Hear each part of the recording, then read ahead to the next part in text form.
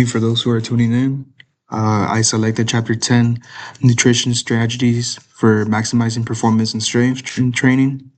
This is my literature review, and now that I'm presenting the PowerPoint edition of my essay. So this is give you an introduction on a brief summary of what I'm going to be touching base in.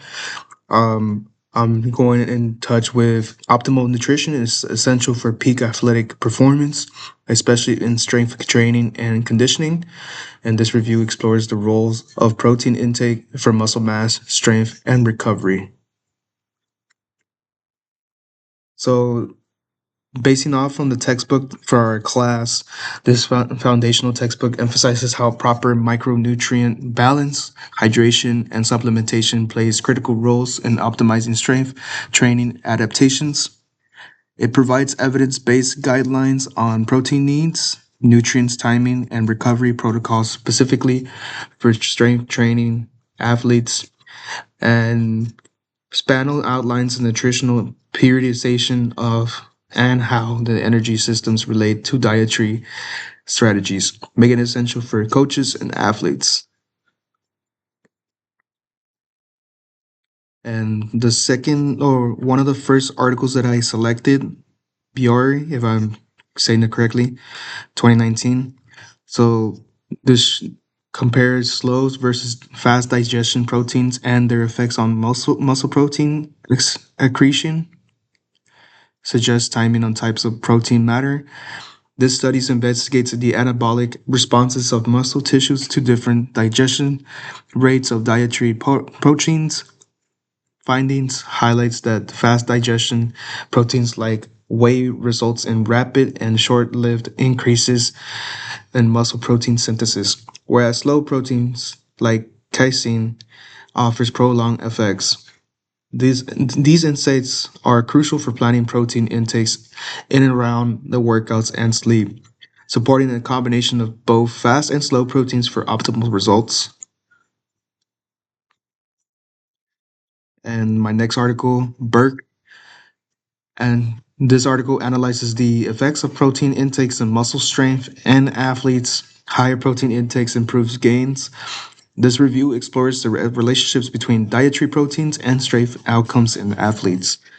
It concludes both protein quantities and qualities are significant factors in promoting muscle hypertrophy and strength, particularly when consumed consistently with resistance training.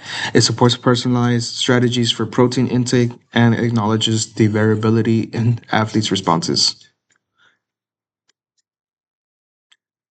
Leong, that's my next article, 2019. The whey protein shows a greater muscle synthesis effects compared to egg proteins in resistant trained individuals. This comparative study shows that whey protein stimulates muscle protein synthesis more effectively than egg protein.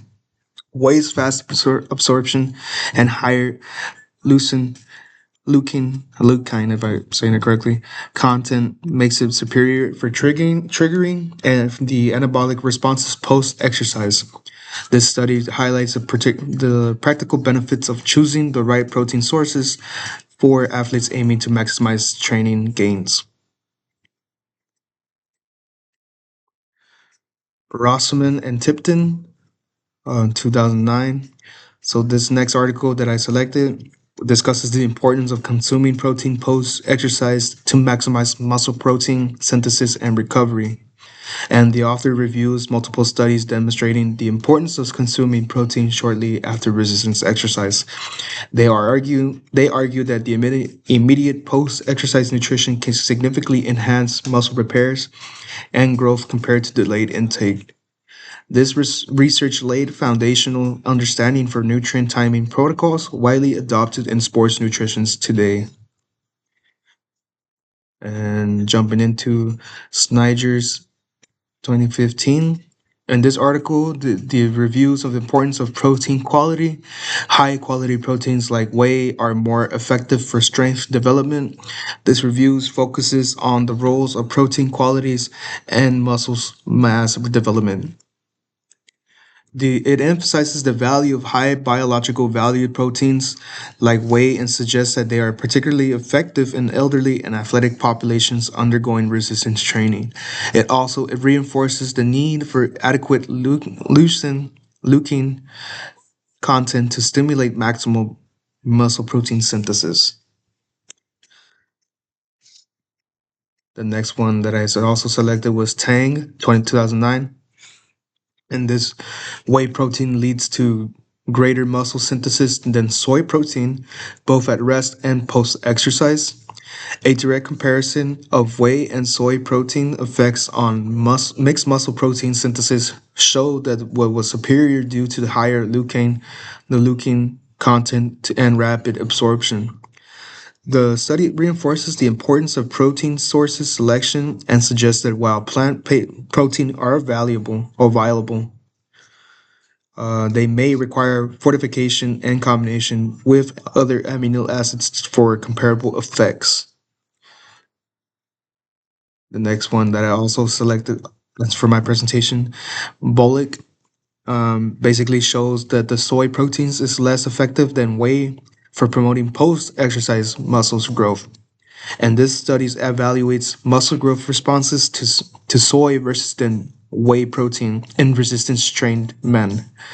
Results show that significantly outperform soy in promoting lean mass gain, suggesting that plant-based proteins may not be as effective for hypertrophy unless strategically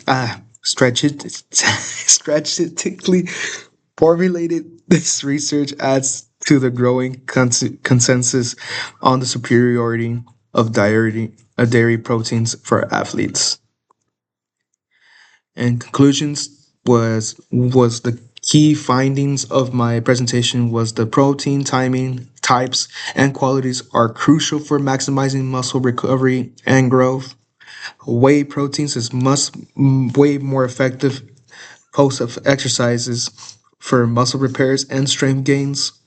And the review studies and textbooks suggest that strategic proteins intakes focus on timing and quality can enhance muscle strength and recovery. And from our future research should further explore protein timing and its long-term effects on performances. And just to end it off with my presentation, here are my references and the reference to the textbook for the class. So thank you guys for tuning in and watching my presentation. I hope you all enjoy and leave a comment down below. Thank you.